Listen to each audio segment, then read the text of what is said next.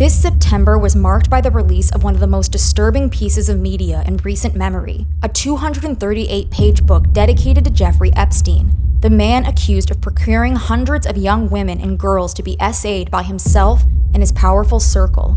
And as more details come to light, it's becoming clear the birthday book is far darker than anyone ever expected. This book is so goddamn dark. Jeffrey Epstein's birthday book was way worse than we thought. But as internet users scanned through the letters, drawings, and photos supplied by roughly 50 friends and associates, the secrecy, There are so many hidden messages. and the redacted or missing identities I just find it really odd that this drawing that was included in the Epstein birthday book that was released yesterday isn't attributed to anyone. has left many searching for their own answers. Let's delve into Jeffrey's birthday book, the file that's ignited a hunt for justice. When Jeffrey Epstein took his own life, or if you're on a more conspiracy-driven side of the internet, had his life taken on August 10th, 2019, while awaiting trial on trafficking charges, it seemed his secrets had died in that jail cell with him. Unfortunately for Jeffrey and the billionaires he surrounded himself with, this has proven not to be the case. On September 8th, the House Oversight Committee released documents provided by Epstein's estate. There, among Jeffrey's 2007 non-prosecution agreement and his last will and testament, was a file that for journalists and internet sleuths could only be described as the motherlode, Jeffrey's birthday book. It was back in July that the public first learned of the existence of this leather-bound scrapbook from Jeffrey's 50th birthday celebration in 2003, just 3 years shy of his first arrest for SAing girls. The gift was crafted by Jeffrey's then-girlfriend, the infamous Ghislaine Maxwell, who is currently serving a 20-year prison sentence for the part she played in Jeffrey's trafficking scheme. Given the information that was already leaking, including alleged big-name contributors from President Donald Trump to others, the Journal now has details of other letters in that book, including former President Bill Clinton, Wall Street billionaire Leon Black, fashion designer Vera Wang, and media owner Mort Zuckerman. According to experts, it was only a matter of time. Your reaction to this Wall Street Journal story? Well, I think it's just the beginning, actually. It's the first story. I think there's probably more to come. Before the birthday book made its debut. I just think if this thing exists, knowing what we know, the truth is likely to come out. And they were right. But what twisted secrets were laced among these 238 pages of heavily redacted material? The book, titled The First 50 Years, is filled with notes penned by Jeffrey's nearest and dearest. And as the table of contents appears to confirm, we're dealing with some major players here. Among identities that have been censored by the House Oversight Committee, there, typed out on the first few pages, are the names of some of the most powerful and well-connected men in the world. These alleged contributors include lawyer and former Harvard Law School professor Alan Dershowitz, former President Bill Clinton, and yes, President Donald Trump. To set the tone of what's to come, the book begins with an ominous note from Ghislaine that reads, "The idea behind this book was simply to gather stories and old photographs to jog your memory about places, people, and different events. Some of the letters will definitely achieve their intended goal. Some, well, you will have to read them to see for yourself. As for the depravity Ghislaine was hinting at, well, let's get into it. Scrolling through the pages, you'll be confronted with disturbing innuendos and sketches that cast an incriminating shadow over not just Jeffrey, but everyone who associated with him. After all, here amongst friends, Jeffrey's intimate life, his perversions, weren't just alluded to, but seemingly idolized." This is a book of a predator. Everyone knows he's a predator, and everyone is celebrating him. And I think that we should all take a close look at some of the messages in there. They were extremely familiar and intimate, and I think that we're looking at a pattern of behavior with Epstein and some of his friends that has been going on for decades. Everybody needs to be in jail. Yes, from poems dedicated to Jeffrey's ways with women to a New Yorker-style cartoon that co-signed his behavior, the crowd Jeffrey surrounded himself seemingly didn't see him as a threat to young women, but as a ladies' man. A letter that's been attributed to former Microsoft Chief Technology Officer Nathan Myhrvold stated that the CTO agonized long and hard over what to write about Epstein, a man he made no secret he was in awe of. Nathan recalled a moment from a few years prior, when someone at a party asked him if Jeffrey managed his money. "No, but he advises me on lifestyle. Nathan replied, adding that the eyes of the man he was really speaking to nearly bugged out of his head as he responded, "Really?" Ultimately, he realized words weren't enough to summarize Jeffrey, so instead he included a series of photos of animals in risque positions. This, of course, was only the beginning of what the book exposed. Another birthday card lovingly addressed Jeffrey as Degenerate 1. The friend went on to summarize their time with Jeffrey as so many girls, so little time. And you there, Jeffrey, always grinning like the mysterious, mischievous lad you are. I remember it all with a smile. The writer of this eerie entry, the card was signed Degenerate 2, aka, followed by their name, which was redacted by the House Oversight Committee. On the next page, there's an explicit doodle of two men who appear visibly excited. "Too fast, too much, please stop," shouts one man. The other replies, "No, I will not stop the chronometer. Keep going, ha ha ha ha." Yes, Jeffrey's approach to life, which one contributor describes as silly and salacious, was more than an open secret amongst these men.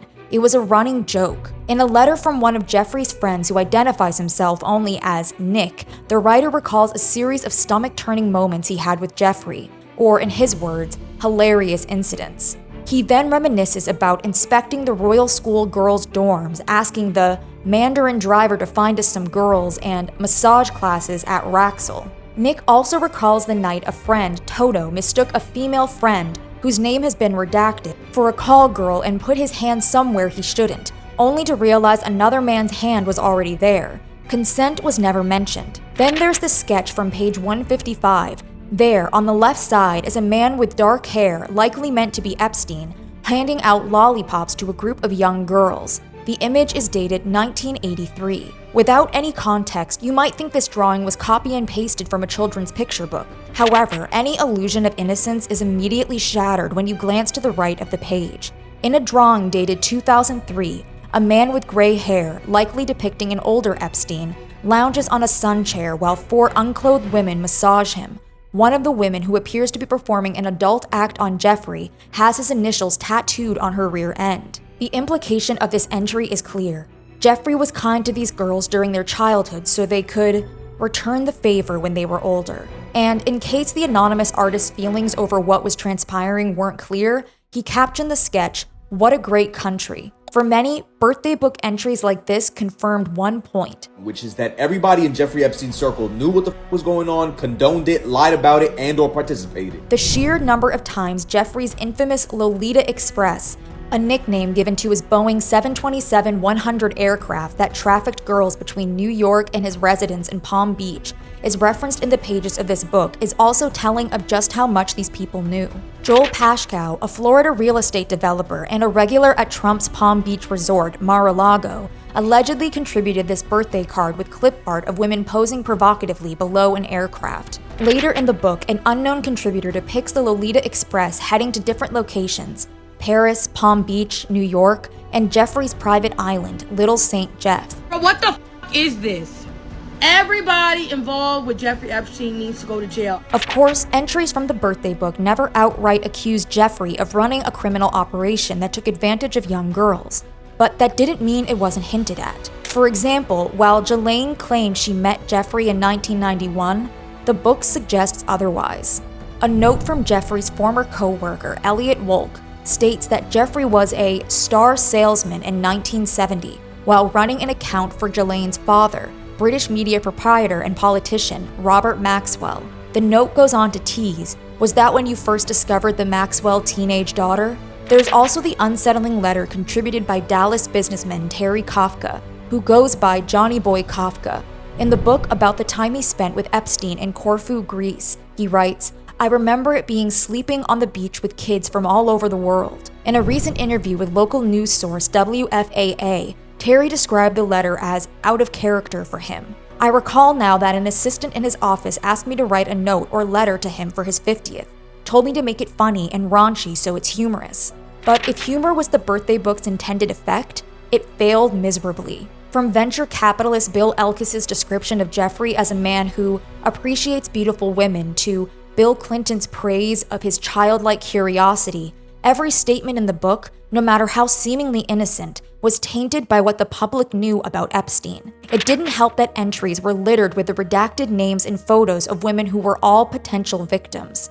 This included a high school yearbook note that referred to a student as Jeff's girl, as well as an entire section of the book devoted to Jeffrey's former girlfriends, full of photos from his private plane, racy shots, and expressions of gratitude for their time together. The section ends with a collage of former girlfriends in compromising positions in various states of undress, seemingly compiled by Ghislaine. However, if it weren't for the heading that introduces the next section, you would think the entries from Jeffrey's past lovers went on for 10 more pages. Yes, from bikini shots to similarly provocative photos, the assistance section of the birthday book is nothing short of an HR nightmare. However, more than a lack of professional boundaries, this section exposes the role the assistants potentially play in Jeffrey's operation. "Who am I?" one entry asks. The anonymous writer proceeds to supply hints, with a story that paints disgraced financier Jeffrey Epstein as, and yes, you're hearing this next part right, her fairy godmother. See, according to the writer, before meeting Jeffrey, they were a 22-year-old divorcee working as a hostess in a hotel restaurant.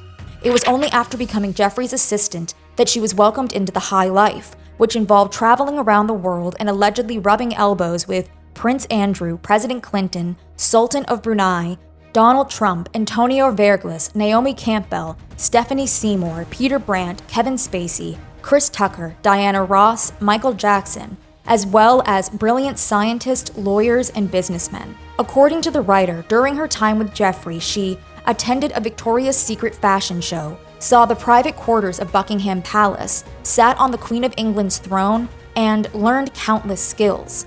It all sounds pretty glamorous, until you look into the speculation circulating online about who this unnamed woman is. Despite the writer of the letter going unnamed, some believe they know who it was: Sarah Kellen Vickers. TikToker Becca Day suggested that while the first pages of the assistant sections were likely penned by Leslie Groff, who worked as an executive assistant for Epstein for 20 years, the backstory in the letter and the photos that followed were all allegedly Sarah. Because literally nobody knows more or knew more about the inner workings of Jeffrey's operation, knew every single client he came into contact with, knew every single victim, was handling his money, was handling his itinerary, was setting up his parties, was setting up his meetings, was coordinating travel. Nobody knew the ins and outs of that operation better than Leslie Groff and Sarah Kellen. Both Sarah and Leslie have been accused of scheduling appointments between Epstein and his victims and facilitating their SA. According to Becca, this is why the DOJ wanted to keep the names of certain contributors from the birthday book private. If Sarah or Leslie were charged in any way, shape, or form after their names came out, I do not doubt for a single second that those women would happily take an immunity or partial immunity deal and absolutely sing like birds. But no section of the birthday book is as sinister as the one labeled with a word no one wants to hear associated with Epstein: children. Yes, Ghislaine dedicated a full section to birthday letters from children, and it's about as chilling as you might think. One particularly disturbing entry titled "A New Series of Pictures" includes a collage of photos that capture a young girl whose face has been censored to conceal her identity, posing in her pajamas and playing the piano. Innocent in a family photo album? Sure. Haunting in the hands of Epstein? You bet. On the next page, more censored photos appear to capture an even younger child, judging by the stuffed animal they're holding and the glimpse of what appears to be a pacifier in their mouth. One child even wrote a letter to Jeffrey. Despite the misspellings and poor grammar, the entry seems to describe a day when Epstein decided to go poppy, like trying to write poopy. He had never seen poppy in his life, the child wrote. Even though he is 50, he has never seen it. The child claimed Epstein was going for the toilet but accidentally went on the floor. Though not exactly incriminating, something about the wording and the potential for a child to innocently misinterpret not-so-innocent actions put readers on edge. The note addressed Jeffrey as Uncle F, which led many to attribute the entry to Selena Dubin, who reportedly called Jeffrey Uncle Jeff. Selena's mother, Jeffrey's longtime associate and former girlfriend, Ava Dubin, was already connected to multiple pages in the birthday book, mainly due to an unredacted version of a photo of Jeffrey and Ava from page 98 already existing online. The consistent handwriting throughout these pages and graduation photos that show UCLA colors, the same institution that Ava attended medical school while dating Jeffrey. But what's disturbing wasn't the fact that Ava's daughter had a relationship with her Uncle Jeff. It's how intimate that relationship allegedly was. According to Virginia Giuffre, who accused both Jeffrey Epstein and Ava's husband, billionaire Glenn Dubin, of SA before taking her own life in April, the Dubins allegedly groomed Selena for Jeffrey. Business Insider reported that Jeffrey also considered marrying Selena, who at the time was 19, to leave her his fortune, which might explain the drawing that follows her alleged letter. In the entry, the lyrics to "Here Comes the Bride" were sprawled across a drawing of a man, a woman with what happens to be a baby in her belly, and a young girl. The background is equally unsettling, showing a crowd of what appear to be crying children. But while the public had the context to understand what this doodle and other entries could be referencing, other entries seem to almost be written in code. For example, "Not a cloud in the sky" is a phrase that reappears throughout the book, both sprawled onto pages and typed out in text. But what did this saying have to do with Jeffrey? One Reddit user connected these references to "Not a Cloud in the Sky" by John Bucchino, a song with lyrics that seem harmless until they're connected to Epstein. The need to take some control, the satisfied smile, the lack of fear that anything will catch them unprepared. It wasn't difficult to relate lines like these to the financier who once thought he was untouchable. The Reddit user speculated that the song was potentially played on the rumored grand piano that a piano tuner previously reported fixing on Jeffrey's Island, where a number of his crimes allegedly occurred. They also pointed out that the song was performed at Ohio State University for their nationwide children's hospital benefit. What makes this eerie is that Jeffrey was a huge donor to the institution, and as the Reddit user pointed out, so was his friend, the billionaire behind Victoria's Secret, Pink, and Bath & Body Works, Les Wexner. Perhaps it's just one of those weird coincidences that don't really have nothing to do with anything, but I just wanted to say it, just in case. Les, as it turned out, is also among the alleged birthday book contributors. In his handwritten entry, he tells Jeffrey, "I wanted to get you what you want, so here it is." He then doodles a pair of breasts, followed by a "Happy birthday, your friend Les." Another confusing entry comes from the girlfriend section of the book. One of Jeffrey's former lovers includes a drawing, seemingly from her child, of a man, likely Jeffrey, playing the piano while a little girl sleeps on the floor as an audience bears witness. "Picture the scene without the audience," the woman wrote in her letter. "The girl sleeping on the floor, I believe, had shorter hair than... Does it bring back memories? Was this the grand piano from Jeffrey's Island? If so, why would the anonymous woman fondly reminisce about a child being there? Had she brought her child to Epstein's Island? Or has she been a child herself at the time? This isn't the only entry that provides more questions than answers. On the surface, this letter from an unnamed writer seems to unveil an alleged murder plot crafted by the writer, Jeffrey, and a man who's been given the alias of Mr. Brown. The victim, whose name has been redacted, was to be brutally attacked at Venice Beach in broad daylight. The writer goes on to suggestively question, would she want more than that? Above the note, they included a photo of what appears to be Jeffrey and an unidentified man in robber masks. It's unlikely that the unnamed friend was using Jeffrey's 50th birthday to confess to a murder. So what were they talking about? One Twitter user speculated, "Sounds like Epstein clients could have their fantasy created. How many victims didn't survive? That should be the question on everyone's minds." But others were more interested in the identity of the other man in the photo, as one user questioned, could be Trump on the right. This wasn't the only anonymous entry that's been tied to Trump or those close to Trump. And with that, we come to one of the most infamous letters in the book, titled by the anonymous contributor as "Girls on My Boat." The writer's handwritten notes describes a time where they were on Jeffrey's boat with the financier himself, their friend Warren Eisenstein, Mark Epstein, and girls they picked up on the beach. Naturally, out on the open water, things took a dark turn. The writer claims he took out a blade and told the girls to remove their bathing suits. The photo that accompanies the letter makes this admission all the more disturbing. There's Jeffrey caught mid-conversation with an unknown man, wearing a shirt covered in handprints, alarmingly small, almost childlike handprints. This, unfortunately, wasn't the writer's only memory involving himself, Jeffrey, and girls.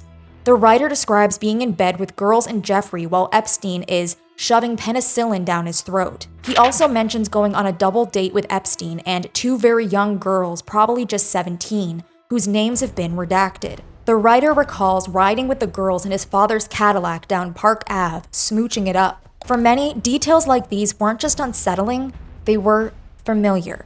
We all know that one guy that lives in New York, on Park Ave, that drove a Cadillac back in the day. Yes, Trump, the New York fixture who has owned several Cadillacs over the years, was a clear suspect, and these weren't the only details that connected the president to the note. In another entry titled, Redacted, the Rabbi's Daughter, the anonymous writer recalled taking an unnamed rabbi's daughter to Jeffrey's mother's home, where they had her remove her top and play with toys together. Disturbing, right? But also potentially incriminating. See, as TikToker Becca Day pointed out, there was a rabbi who seemingly fit this description, Rabbi Shmuley Bateach. Keep in mind, Rabbi Shmuley makes a ton of money every year because of the adult toy company that he owns. Okay? Owns and operates. Okay, let's just keep that in mind. The rabbi's political takes make it clear that he is aligned with Trump, as is his friend, billionaire and major Trump campaign donor, Miriam Adelson. This is Rabbi Shmuley's older daughter with Miriam Adelson, the billionaire who is funding ads against Massey because she does not want a complete release of the files. Becca was referring to Thomas Massey, a United States representative who's been putting pressure on the FBI to release further files related to Epstein. Have you reviewed those 302 documents where the victims name the people who victimized them? If I personally know, but the FBI has. So how can you sit here and in front of the Senate and say there are no names? According to Becca, Miriam's close relationship with Rabbi Shmuley and his eldest daughter could explain why she opposed Massey. Again, could that be about any rabbi? Sure. But there is a rabbi that we know of who is still very popular today, who was also very popular back in 2003. In the comment section, one viewer drew attention to a jarring implication. If Becca's theory was correct, the rabbi's older daughter would have been 13 to 14 years old at the time. But while the internet continues to investigate how various entries from the birthday book could connect to Trump, sometimes there's no speculation needed, not when he's called out by name. In an entry that's been attributed to Mar-a-Lago member Joel Pashkow, Joel and Jeffrey smile for the camera while holding an oversized check for $22,500, signed DJ Trump. A note below the photo jokes that this is the amount Epstein sold a fully depreciated woman with people skills to Donald Trump for, wording that set off alarm bells across social media. Fully depreciated, which means, presumably, the interpretation, generally speaking, is that meant that she was so traumatized she couldn't fight back. But it's the birthday book entry that's been attributed to Trump that has everyone talking. It's a poem canvassed in the silhouette of a female body. Formatted as a conversation between Trump and Epstein, it starts with a voiceover that reads, "There must be more to life than having everything." Donald says, "Yes, there is, but I won't tell you what it is." Jeffrey replies, "Nor will I, since I also know what it is." Donald, "We have certain things in common, Jeffrey." Jeffrey, "Yes, we do, come to think of it." Donald, "Enigmas never age, have you noticed that?" Jeffrey, "As a matter of fact, it was clear to me the last time I saw you." Donald, "A pal is a wonderful thing. Happy birthday, and may every day be another wonderful secret." Sure, the language wasn't exactly Trumpian. However, according to an old interview this TikTok user dug up, Trump had said something eerily similar when potentially hinting about stealing the election. Remember this from October 2024? He said, "I think with our little secret, we're going to do really well with the House, right? Our little secret is having a big impact.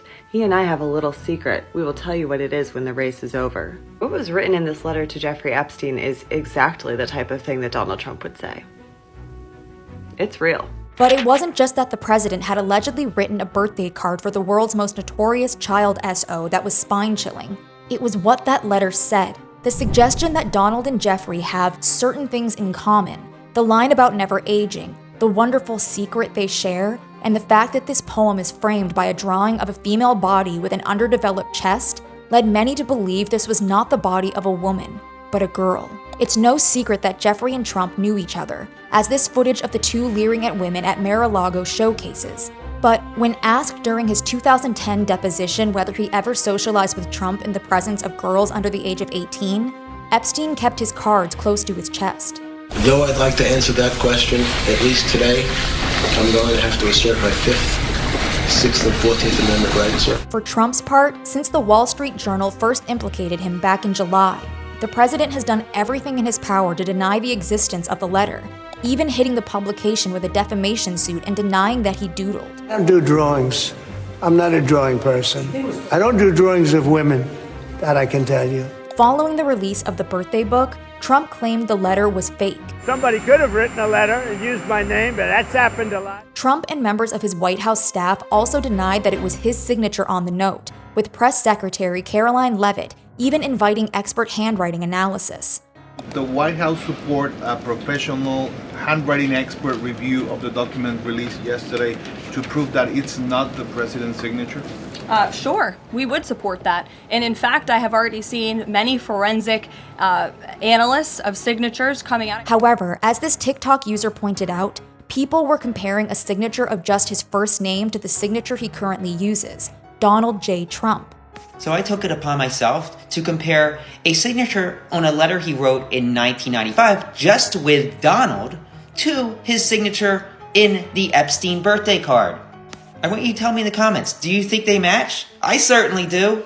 Trump and the White House's denial hasn't stopped rumors that the president allegedly groomed his daughter, Ivanka, from resurfacing, nor has it stopped users from speculating that the body Trump allegedly doodled in the book was based on Ivanka's, or that the president was responsible for similar birthday book entries. I have not found a single name attached to this disgusting drawing. I will say is that we have all been talking about the one person that we know who has a penchant for drawing doodles. You can take that for what it's worth.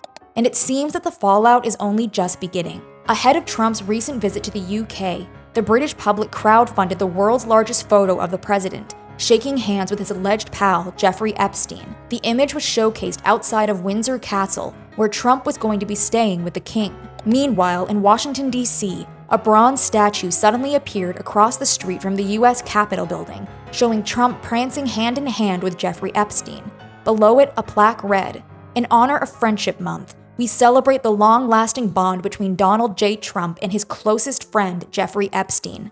The activist group Secret Handshake behind it told HuffPost the figures speak for themselves. But are there still more bombshells to be dropped in the seemingly unending Epstein saga? Recently, 18,000 of Jeffrey's personal emails were obtained by Bloomberg News. In one email from May 2008, while Epstein's lawyers were securing a plea deal, he wrote to Ghislaine, "Which one do you prefer, lewd and lascivious conduct, or procuring minors for SW?" Ghislaine replied, "I suppose lewd and lascivious conduct. I would prefer lewd and lascivious conduct with a prostitute if possible." While this wasn't Jeffrey's only email account, the messages suggest Ghislaine had much more influence on Jeffrey's operation than she let on. Notably, Maxwell also oversaw some of Epstein's gift giving. In the emails, we discovered a spreadsheet of gifts and payments, some lavish, like $60,000 diamond ear clips and a necklace, a $47,000 Steinway piano, and a $71,000 car, as he curried favor with the elite and powerful.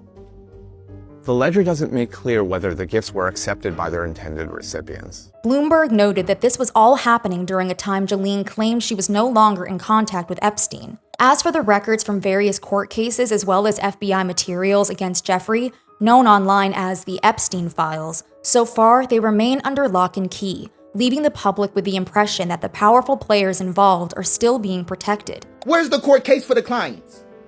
Where's the Netflix doc where the billionaires cry under oath?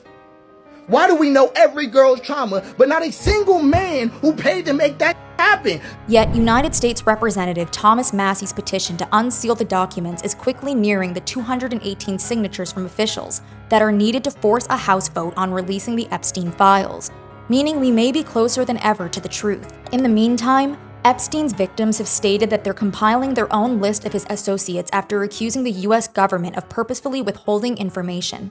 The truth is, Epstein had a free pass. He bragged about his powerful friends, including our current president, Donald Trump. It was his biggest brag, actually.